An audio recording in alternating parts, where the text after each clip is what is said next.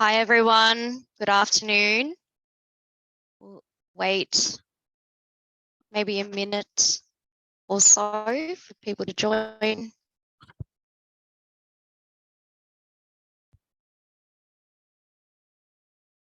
So while we're waiting, I just wanted to introduce myself. So my name is Meryl Palmer. I'm the Partners Success Manager here at Hosted Network. I work with partners on everything from enablement and training and helping partners with their marketing efforts. Now, today we're going to be covering a bit of a bugbear topic for MSPs on the psychology of sales. I'm joined by Pancho Mehrotra from Frontier Performance. Now, Pancho has had a lot of experience on communication, influence, behavioral, cognitive behavioral therapy. He's had over 30 years experience in sales training and the psychology of sales. So, which is why we invited Pancho today to talk on sales and the psychology of sales and what makes a top sales performer. Now, the reason I mentioned before about sales being a bit of a bugbear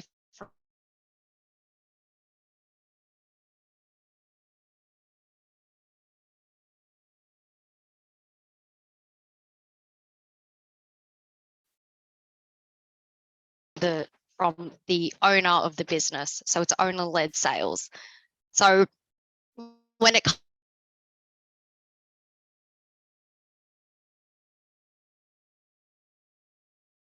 of a challenge to see, what are they actually looking for? What is the makeup of a top performer? And that's what Pancho will help us understand today. I'll go through the agenda, but if we do have any questions, we can leave that till later in the end. Feel free to add that to the live chat, and I'll bring that up with Pancho and we can talk through those. But for now, I'd like to introduce you to Pancho and kick it off with him. Thank you very much. Nice to be here. And I'm looking forward to actually sharing a little bit of insights around psychology and perhaps how we can get better results from our people, and perhaps some of the reasons why we don't get these results from our people as well.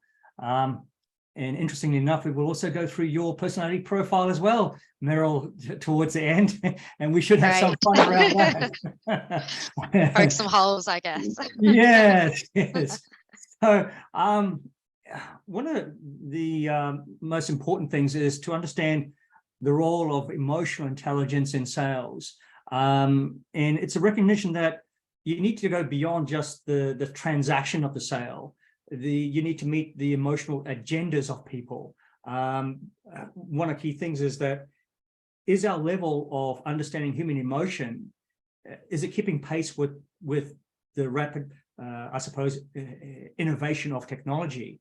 And what I find is that while the technology is growing ahead in leaps and bounds, our understanding of human behavior doesn't actually grow with the same pace. And what that means is that we don't actually understand people. And the challenge is that the environment is changing rapidly. The social environment, the business environment, customer psychology is impacted quite dramatically. And one key thing is I also see with a lot of salespeople that go from sort of one place to another place, it's this sales baggage that they carry from one organization to another organization. And a lot of people call that, in other fields in psychology, we call it post-traumatic stress syndrome. I coined a phrase for salespeople. I call it post-traumatic sales syndrome. So what happens is that this is carried on from one person to the other person, and we don't even know it, and we're impacting on people. Often people have asked me, what is probably one of the most important emotional intelligence attributes that you can have in a person? And I would say being aware of what's going on, self-awareness, but often people ask me awareness of what? So you need to be able to understand that emotional intelligence is required in certain jobs more than other jobs. For example, if you're an accountant, you're an engineer, or you're an actuary, the requirement for, say, emotional intelligence is not so much because of the quantitative type of work that you have. It's more linear, and and it's very scientific type work. Whereas you're interacting with numbers versus people. Does that kind of sort of make sense? That's an important aspect to understand. And so awareness exists on many levels. Are our eyes open to what's actually going on? Sometimes we're looking, but we don't actually see. And it's the same when we're listening to people, we're not actually hearing information. So we have to develop what I call a certain amount of sense around certain things. A people sense is what they call it. And you'll find that the people who are really well in tune to other people have a kind of a sense around people. And, it's because we are in the people business. And I think some people, especially in technology, forget that. It becomes all about the product. And this is an important aspect. If we talk about stress, there's good and bad stress. The topic today, we've got 3 or 4 key questions, which was to understand what's the difference between, say, a hunter, a person who's really sales orientated, versus an account manager or a farmer. And it's the personality traits, it's the traits of skills they have around this area. Imagine if you're an account manager or a farmer, and you keep on getting asked by your sales director or your sales manager, what's your quota like? How you meet? What's your pipeline and management like? What deals are you closing? Can you rate them? Are they 80%, 20%, 30%? And these questions are relentless. I know because I spent a lot of time in tech. And the account managers and the farmers don't like that kind of, I suppose, questioning. But if we find, and it's quite interesting how the hunters actually, to a certain extent, love that kind of pressure. They enjoy that kind of pressure because it seems to fire them up. I've got to meet my quota targets. I've got to do this versus, oh my God, my quota is a bit not sure about it. And so there's and one of the key things is when we have account managers and farmers who don't have that personality profile where they're a true salesperson, they struggle. And what you can do, you can tell is when you are struggling with this person, it's because it's so hard to get them to do what you want them to do. You're actually, to a certain extent, you're working with the wrong ingredients to a certain extent. What are your thoughts so far, Meryl? Yeah, I think it's that you're trying to guide them down a path where it doesn't naturally make sense for them to be that way. Yeah. It's like in a football team, in soccer, you've got a fullback and you've got a striker. The striker, most of the time, they kind of wander around the pitch looking for an opening, whereas the fullback is doing all the work and the striker gets all the glory. But imagine trying to switch the roles over. It's not going to work because one person has a different mentality around what they like to do.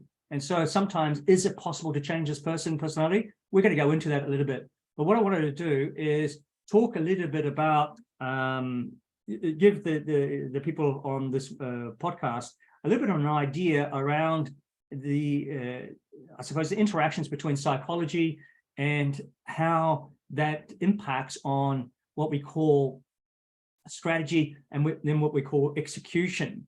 And so when we look at high-performing salespeople, and I work in 3 key markets, which is tech, property, and I do a lot of work in also automotive and a little bit in the legal area. And one of the key things we've seen with people is that psychology impacts not only on, it's a well-worn topic around mindset and resilience, but psychology also has another aspect of training and development and learning and progression and evolution of the salesperson. So if the psychology is a little bit flawed, we actually get what we call emotional baggage, mental issues coming up. And the problem with that is that no matter what you teach a salesperson, they can't implement it because their mentality is wrong around implementation, learning and development. What we call these subroutines or beliefs are impacting on that person's. Now, the challenge is if the mentality isn't correct, then when you want them to become a little bit more strategic, when you want them to become a little bit more thoughtful and mindful when they're in a deal situation, they don't have the awareness to change. So they kind of, and this is where one of the reasons why they tend to stick to a process, hoping that that process will work on everyone. Well, we know that people are different. Everyone comes with different types of behaviors that have been impacted by their environments. And the challenge is if you don't get this right, it's the execution that actually suffers. So, and the ability to problem solve under pressure. And the challenge is if you don't do this well, which is what people are wanting from a salesperson, and if I'm a CEO of a company, what do I want more? And perhaps one of the reasons why I've actually started this business in the first place is I want more time, and I certainly want more money, and I want more freedom. Now, the challenge is if you don't, this continuous loop, if you don't have it happening, then you don't get the freedom, you don't get the money, and your working time is just occupied with work and putting out fires. And the challenge is, and we know that nearly, I think the statistics are nearly 80% of all MSPs in Australia are earning below $4 to $5 million a year. And why do they actually flatline? And one of the reasons why, I'll go into the details. I suppose the first question that you asked me is that why is it so hard to recruit salespeople who can sell? What do you think the answers to that are, Meryl? In tech, Yeah, in general, yeah, probably the personalities that are drawn by tech. So likely the traits of a salesperson don't necessarily align. Typically techs in the space are a little bit more introverted. They don't necessarily have, or generally speaking, have those kind of soft skills to build rapport with. They just want to fix things and work with tech and geek out. It's not a tip. It's exactly. And so you made a very valid point. Majority of, say, the smaller MSPs who may get bigger are started by guys who are very tech savvy.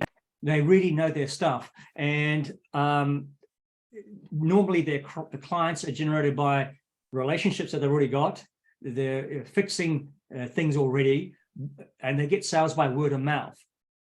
And revenue growth increases, and then suddenly it just flatlines. And so what we find is that many of the MSPs who are quasi sales directors, CEOs, CTOs, and they're doing the whole job, is they're hiring for people very similar to themselves, people who can fix a problem.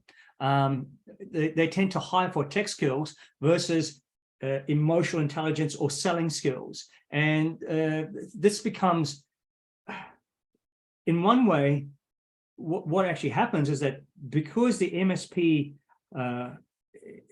the tech person, the CTO or the CEO is so tech savvy, what they're really hiring for are other tech savvy people. And one of the problems is that these people really know the features of their product inside and out.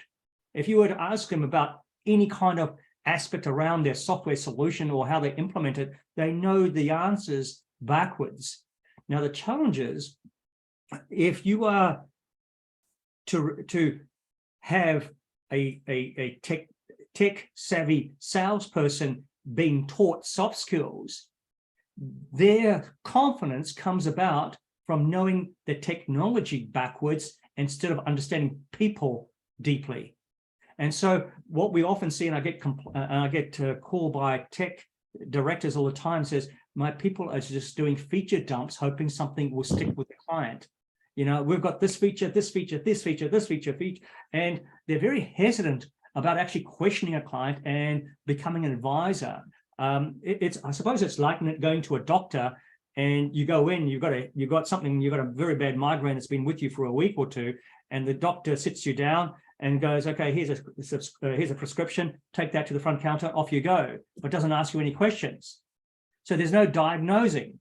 and being comfortable to ask people challenging questions is not something that we find generally tech account managers or farmers do very well. They do it really well with existing accounts because they've got a relationship with these people and they're getting self-validation from imparting how well they know about the knowledge about their solution.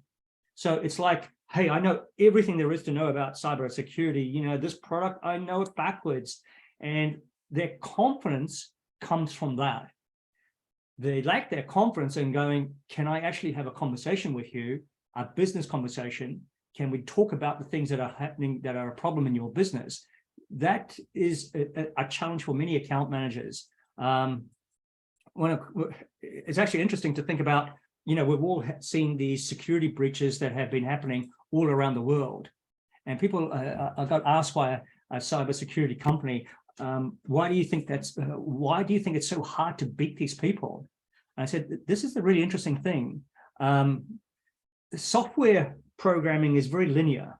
It's a linear process where sales is not such a linear process. It can kind of move in a very fluid way. And so when we look at these security breaches that have happened, these hackers are extremely creative. And so when you're dealing with creative people, it's very hard to understand, and they're not predictable. So you don't know what they're going to do. And that's why it becomes really difficult to plan in advance, because their thinking is a little bit left field. And when you look at some of these hackers, they are really, really highly creative people just doing it in the wrong area. And when a breach happens, people are following their protocols over here, and they're not prepared for someone who doesn't follow protocols. This is just the way creative people are. It's a combination of both skill set and sense set. And so it's just like, you know, I liken it to parents when they raise their children, and they can speak to their child, and within 1 second, they know just by the tone of the voice on the phone that something's wrong. They've developed that sense set. And it's actually very interesting to understand that when I talk to salespeople, that kind of skill set kind of disappears the moment they leave the door. And you've got to wonder why that actually happens. So it's because they've become really introverted into their own head and not putting the emphasis on the other person. This is just a behavioral habit pattern that occurs. And so, you know, this is a whole fundamental problem around training and development, because people tend to think that, you know, 1 or 2 day workshop will do the change in the psychology. I can pretty much guarantee, based on neuroscience, that's never going to happen. And in fact, the information coming out from learning and development is that close to nearly 80% of what you learn in a 2 day workshop is forgotten in 10 days. So that's a phenomenal cost to a business when you've actually got the wrong people in the wrong job. I kind of would be open to what your thoughts are on that so far. Yeah, that's interesting that it would, I guess that information, I guess it's brain overload when it's, you know, a couple of days for that sales workshop. So yeah. Is then what you're saying, because you said that it was a changed behavior. So yes. Is then, and that, you know, that training gets lost in two days or whatever. Yeah. So is it best to recruit for a salesperson that already has that mental mindset already and has those characteristics? Or absolutely. And we're going to go through your profile, and this will be interesting as well. It's just like, you know, if you're recruiting for a football team and you have different positions in a football team, there's an enormous amount of time spent in actually analyzing whether that person will actually fit that football team, the culture, with their work ethic, their core values, their skill sets. You know, it's one of the interesting things why there are so many European teams filled with South Americans who come from poor favelas, but have developed this amazing ability because their environment has created the skill sets. And over the period of 10 to 15 years, they've been, they don't even have a soccer ball or shoes, yet their skill sets are way beyond their European counterparts. And so the environment has a huge impact on it. The challenge is identifying, let's just put it in a way, a hunter versus someone who actually understands tech.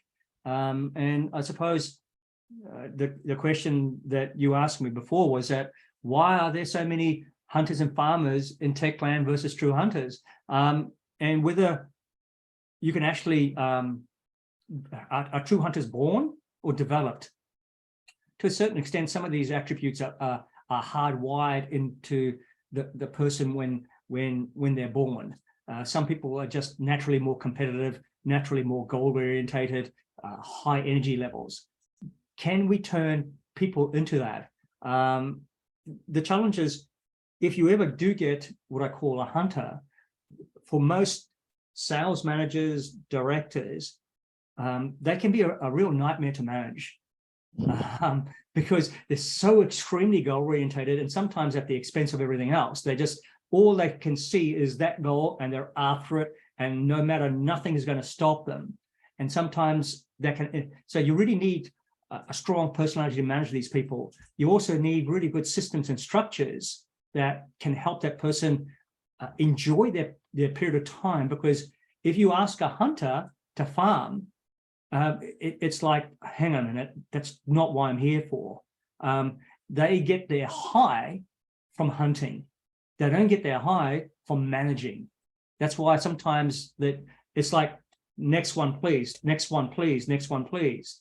And it's just, they're singularly focused, and they're just not designed to actually farm. And the problem is, when people are hiring these people, and you might have a CEO who runs his own MSP firm, they're wanting to hire someone who's friendly, who is warm with their clients, rather than firm and assertive. And that's a different, and what we find with farmers and hunters, and when we go through the emotional intelligence profiling, you'll actually find that these people are very nurturing and caring, and they give respect and they want respect. Whereas with a hunter, most hunters do not really care whether you give them respect or not. They're after the deal. And they're not after validation either. So it's not like, hey, look at all my knowledge that I have, like me, trust me, buy from me in that order. Whereas a hunter is going to go, actually, they're wanting to have a business conversation with you. They're very assertive. They're very friendly to an extent. They're not going to make you their best friend. And what we find, and this is actually interesting in watching videos of farmers, is that they spend an enormous amount of time on building rapport with someone. They're like wanting to make you a friend and wanting to guilt you into making a decision. Whereas we find with the hunters, in fact, most of them spend less than a minute actually building rapport with you, and they're very, very good at it, but they're very fast, and they are very comfortable in asking challenging questions with you once they know that they've got some, I suppose, connection with you. And they do this very, very strategically and very, very cleverly as well. To a certain extent, they've got a really finely tuned people sense about the way they're actually talking with you. They're reading you very, very well, because they put the emphasis not inside themselves, but on you. And so they're very comfortable in asking questions. The challenge with farmers is that because they're so caring, they have these nurturing skills. And as I mentioned to you before, I do a lot of work with a lot of the top real estate agents in the country and firms. And we have a host of $1 million producers. Now, there's a big difference between a $1 million producer in real estate versus someone in tech sales. And this comes back to the environment. If you're not a hunter in real estate, you will starve. Simple as that. There is no base salary that's given to you. You're only as good as your last month. And so these people spend 70% of their time prospecting for new business. And if you looked at the flip side in tech, what we see is that mostly a lot of the time that farmers and account managers do is talking to existing clients. Well, that's fine if you want to do, they don't do cross-selling, and upselling could be improved, but it's not generally going to build revenue really quickly in a business. You need a balance of both. And so, can farmers be turned into hunters? Absolutely. Totally.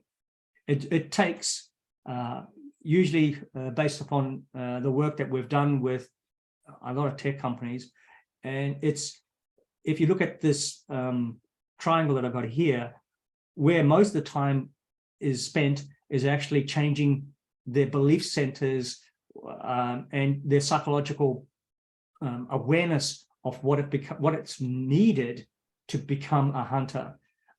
They do need continuous work.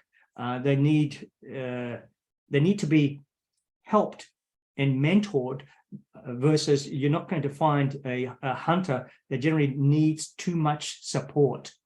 It's just a mentality. They're very singular-minded. They don't think about too much. In fact, when we did the profile, and we find that hunters don't actually think a lot either. Okay.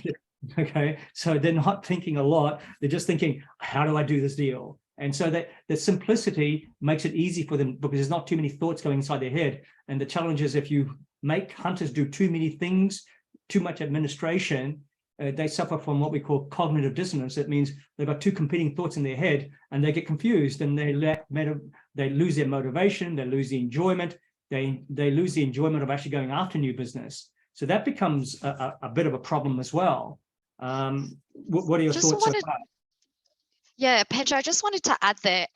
So you mentioned with hunters that they don't really like managing the accounts, administrative work, but what's your suggestion for MSPs that, they're typically smaller teams, and each member typically has to juggle many hats in the business. So it might be that sales aspect, it might be the account management aspect. Do you see many successful salespeople who can balance that out, or is it just a matter of, no, you're not going to succeed if you don't have that hunter mentality? I've never say never. It's just like, where do you want your attention going? Where's the allocation of resources going? If I was to, and I've run sales teams before, if I was to run a sales team whereby our whole focus is new revenue, well then, and I've got, say, 10 salespeople, I'm going to split them up into, well, we need to maintain our existing accounts, but I need new business because, there's attrition, people leave, people change. So I've got to keep that new pipeline going, because the one of the key things that people need to understand is the buyer's journey. How long does it take you to move a new client to become a paying client? So MSPs really need to understand that, is that if my pipeline is very, very bare, it's very, very skinny, then there's a real business risk to my business. So if I've got 4 salespeople, do I compromise myself and just keep 3 farmers and 1 hunter who just goes out and gets new business for me? Well, it's actually a wise business strategy. Otherwise, accounts are very fickle. There's a lot more competition, and people are always knocking on your doors, and you don't really want to take a chance whereby you're not fulfilling your funnel, and therefore maintenance is dangerous. And what we find, and which was actually interesting talking to another MSP, is we find sometimes they are over-servicing their clients. And this happens, and what this does psychologically is the client tends to feel like you're dependent upon them now for revenue, because you're over-servicing them. And now the cost of actually maintaining their client is actually increases, because every time you're making calls, you're having chats, you're going to meet them, and you're just stroking the fires, you're actually over-servicing the client. There is a fine line between over-servicing and getting new business. And I think farmers tend to be very, very comfortable in over-servicing the clients, because they get their self-validation from being friendly, and they feel that they can get more business this way. I think there really needs to be, if you're looking to grow your business, it needs to be done very strategically, whereby new business is a must for preventing business risk, but also for growth. And so when you were talking about account managers, that they can actually, or farmers can actually be turned into a hunter. Yeah. And I guess because it's a change in their behavior and how they think, how long does that actually take? You mentioned like 2 days it goes like that. So is there a time frame, or is it just, I guess it depends on the person? Usually within the people that we've got working and training, it usually takes anywhere between 3 to 6 months for, as they say, the penny to drop. But then the whole process and systems within the business needs to be changed. The sales process, the management. One key thing is accountability needs to focus away from numbers to behaviors. So you need to track behavioral change in order to drive change. It's sort of like a contradiction, whereby we're asking a farmer to take action, but not to be worried about the end result, and to focus on the process. So the process, after a while, becomes a habit, and then the habit becomes totally unconscious, and then they suddenly start to change. This is when people suddenly change. And one of the interesting byproducts that we see from people who go from being a farmer into a hunter, it actually impacts on how they're perceived outside of work. They suddenly become very sort of goal-orientated with all their conversations. And it's because you're actually changing the personality through the training. Whether it's a good thing or not, or a bad thing, that I can't comment on this, because that's a different conversation altogether. Yeah, absolutely.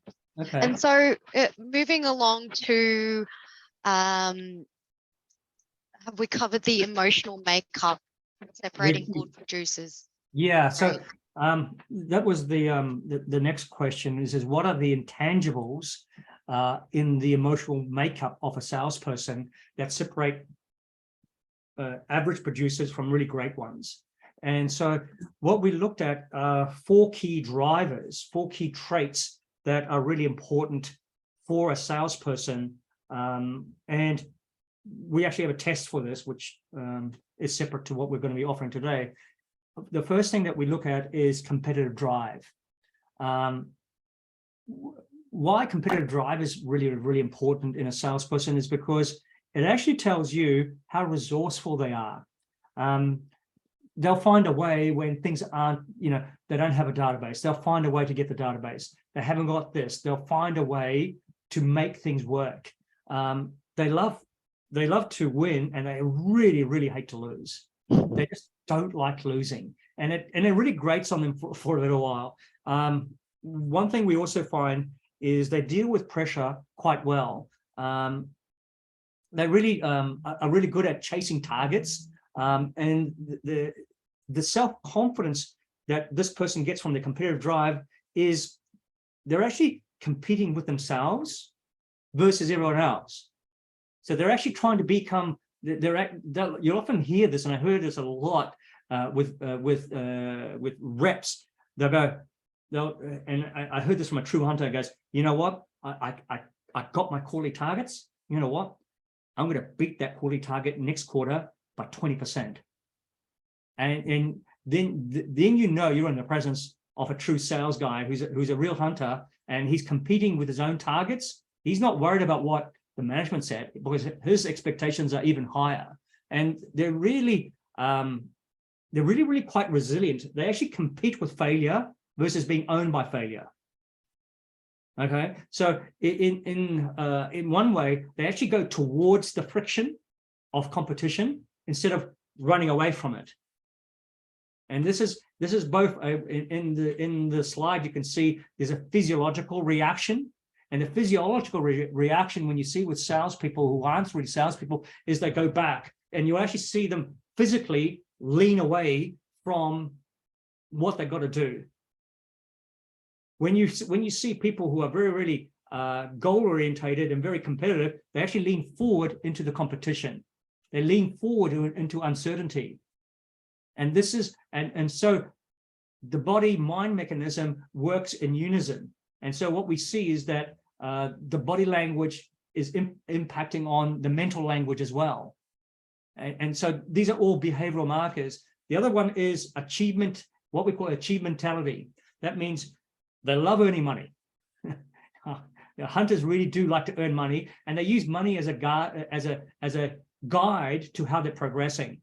They have a desire, they're very focused, goal-orientated, and actually take responsibility for their own results. They don't make any excuses. You won't actually find them going, well, I couldn't do it because of this. And no, I couldn't do it because I made a mistake. They're very responsible for their own successes and failures. They take it on the chin. The third one is they're very coachable. And this is probably one of the most important attributes of a hunter, is they're very coachable, and they have a huge desire to learn and to improve themselves, to become better.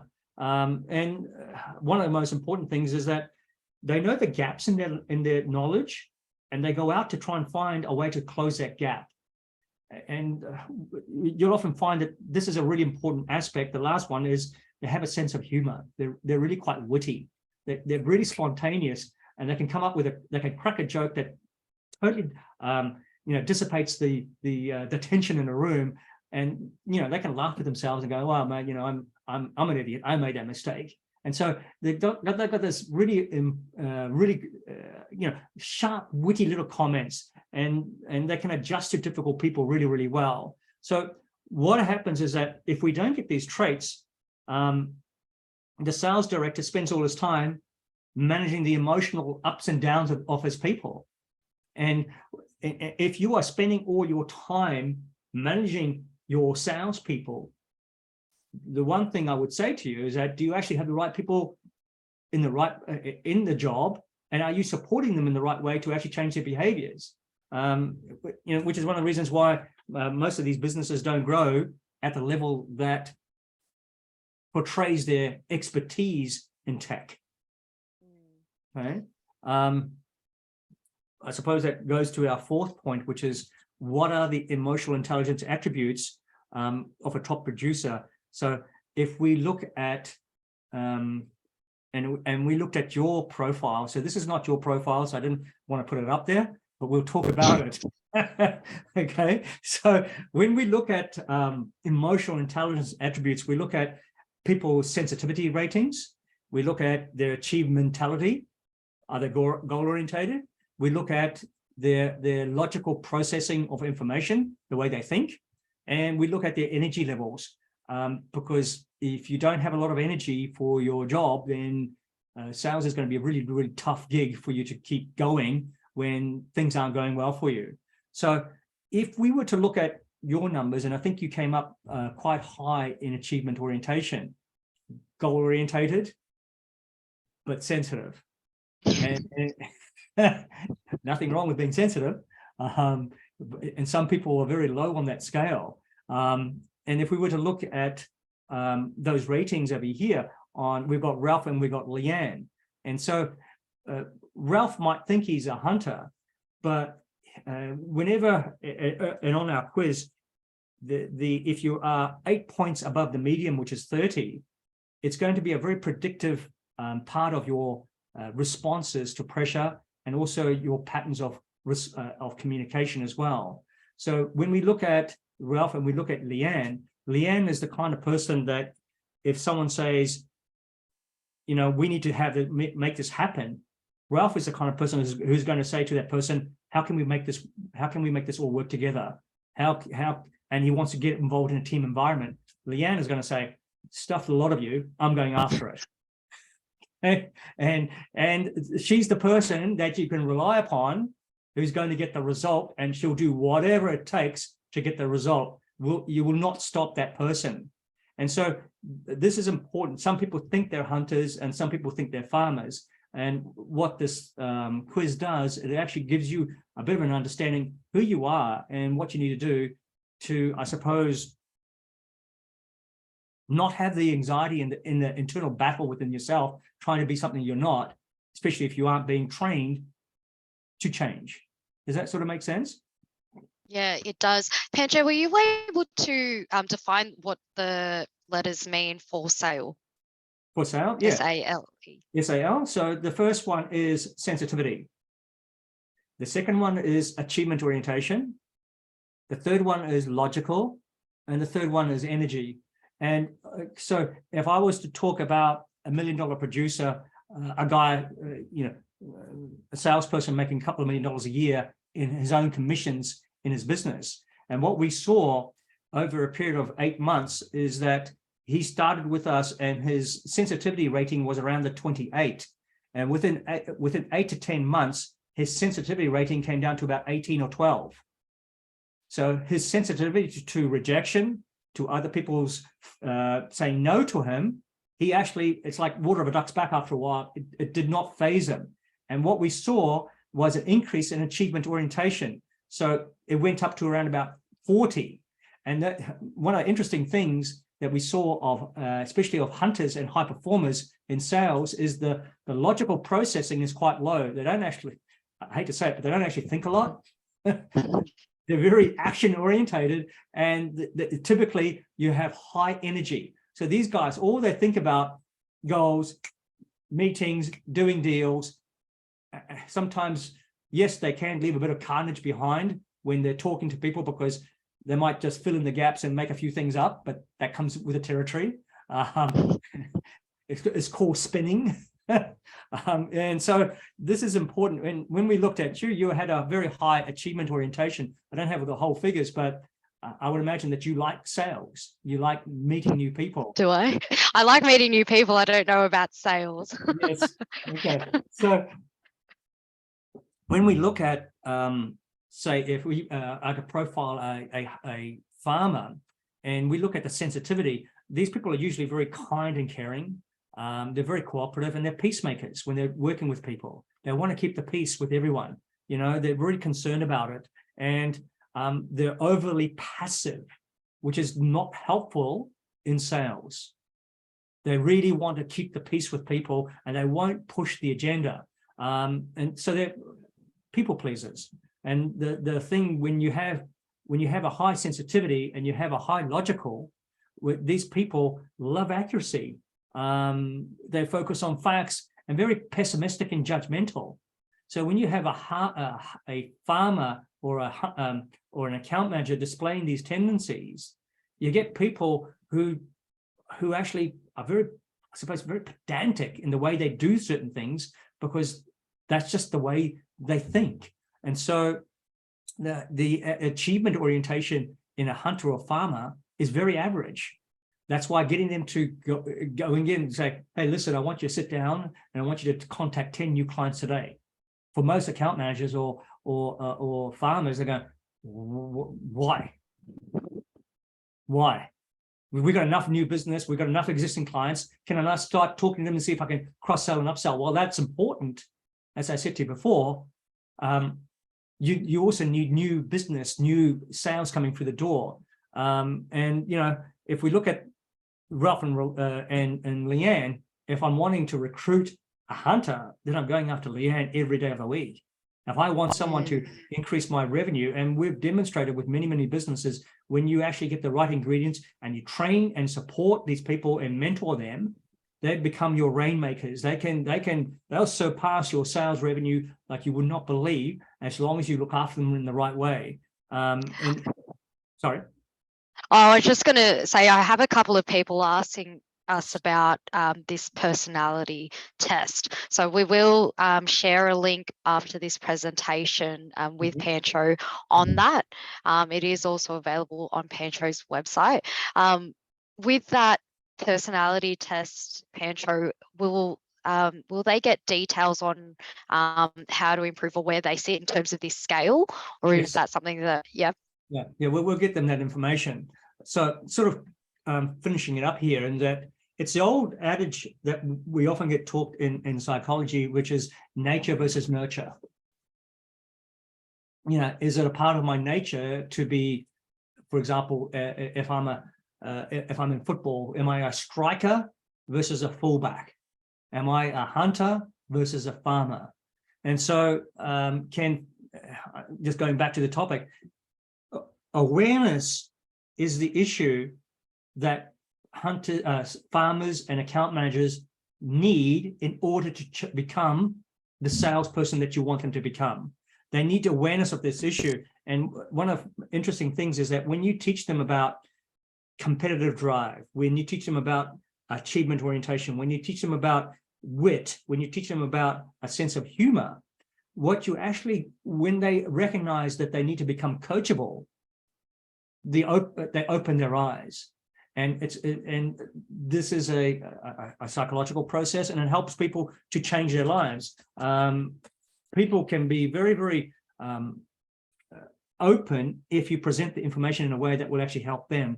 And invariably, if you do it correctly, you get the results. I think this was the personality profile that people were after, and they can just scan it on their phones, and then we'll report back to them very, very shortly. So, questions? Any questions? I'll start off with a question, Pancho. And as I do this, my internet is a little bit choppy, so I might have Scoop, our partner development manager, have to jump on here to take over. I know we're at the tail end, so hopefully it will last. Don't worry, my connection isn't with Hosted Network. Okay. Do you want me to start sharing now? So you want to put your slide on? Yeah, absolutely. I'll get Jesse to share. So I did have a question there for you, Pancho. You mentioned one of the things that one of the drivers in a top sales performer is around their targets and making money. So is a top performer, is that their key driver, just making money? Well, it's one of the top things. If you ever talk to most salespeople, they want to succeed, and through that success, they actually have targets around how many deals they want to close, how much money they want to make. It's usually one or two or three things, and it varies on different order. If when we are doing any kind of work around talking to a salesperson, and if we find if these values and these drivers are not there, we become really concerned, because it means that their focus is on something else instead of sales. It's not about getting them results. And this becomes a challenge, because you're trying to get someone to go after deals, go after meetings. And this is a challenge. If they don't have that, then then as a sales director, I would be very, very concerned. Got it. Definitely. Thank you so much for that, Pancho. It was quite awesome hearing you speak about this, and as we wait for any of the questions to come through in the Q&A, a lot of that resonated very heavily with myself. I think Meryl's probably there going, he's talking about Scoop. In all fairness, purely for the fact that, look, I've never really identified myself as a hunter, purely for the fact that, look, personally, my drive has never actually been money, but it has been about hitting those targets. I get really excited about that. But additionally from that, I do have that quick sense of humor, and I don't have an emotional baggage. It is what am I back? If someone says no, okay, that's a you problem. Never mind, I'll move on. And it's very interesting, obviously, the emotional support, everything on there, that, look, not everyone's going to fit in that, but I can understand that, especially coming from that, for people that are that farmer role, it can be quite challenging to even discuss, or even them personally wanting to look at leveraging to move towards that hunter role, because it is very different, not in a bad way, but it's just different. So how if you don't mind me asking, how have you found with going up with that conversation as someone that's been an extremely good farmer, but the business is looking for someone to be a hunter, and they've done this test and they, on paper, seem to be the right position? How would you navigate or look at having that conversation with someone that's more about farming and helping lead them towards that hunter mentality? Okay, really good question there, Stuart. What we find is that, and it's a little bit of reverse, whereby you back off on initially doing any skills-based training around that area. And what you really do is you spend more time on helping the person understand what their goals are. Goals define behaviors. Okay. And people operate through selfish reasons. You know, we might want to think that we don't, but people operate through selfish reasons for their own needs. And so whenever we start with a client, we do a workshop on the psychology of personal performance and goal attainment. It's a real deep dive into figuring out what the hell you want in your life. And then looking at the markers of your life and going, you know, I've got this part of my life, I've got this part of my life, and then helping that person understand the gaps. Because in psychology, there's two types of motivation. I'll keep it really simple. It's either intrinsic or extrinsic. Extrinsic is very simple. It's like, I've got a mortgage, I've got to pay that mortgage every month. Yeah. It's hanging over my head. Yeah. Whereas the salesperson who goes, hey, I've got a mortgage, man, I'm gonna double my commission so I can knock that mortgage off in 5 years instead of 10. Yeah. So it's a different type of motivation. It's a different type of, you need stress, but it's a different type of stress. Yeah. Okay. So that salesperson that is a farmer or an account manager needs to go through some type of training like that, which actually makes them think a little bit more about where they want to go with their life. Yeah. And what are the steps to get there. Once you've kind of identified that, then you can start to layer in all the trainings around, negotiation, which, we do a lot of work, negotiation frameworks, all that. But the most interesting thing, having worked with a lot of millionaire producers, and I always get asked by companies and by directors, what do you spend most of your time on when you're working with these guys who are earning $2, $3, $5 million a year in commissions for themselves? And 80% of my time is actually spent on emotional regulation. Ah, right. Okay. So these guys that's all quite got, interesting.